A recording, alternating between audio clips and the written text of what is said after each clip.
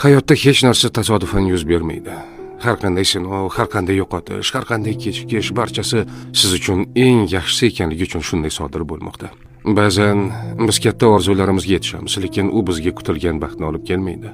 Ba'zan esa orzularimizga yeta olmay tushkunlikka tushamiz, lekin yillar o'tib qarasak, aslida aynan o'sha yo'ldan yurmaganimiz biz uchun yaxshiroq bo'lgan ekan.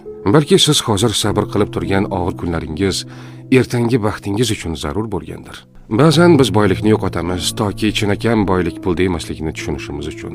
Ba'zan sog'lig'imizda sinalamiz, toki har bir nafasimiz ne'mat ekanini his qilishimiz uchun. Ba'zan bizdan yaqin insonlar ketadi, toki kimning haqiqatan ham bizga do'st ekanini tushunishimiz uchun.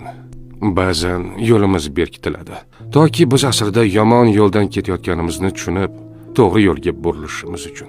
Siz hozir tushunmasligingiz mumkin, lekin bilingki, har bir kechikish yaxshiroq narsa kelishi uchun, har bir yo'qotish sizni yaxshiroq ne'mat kutayotgani uchun.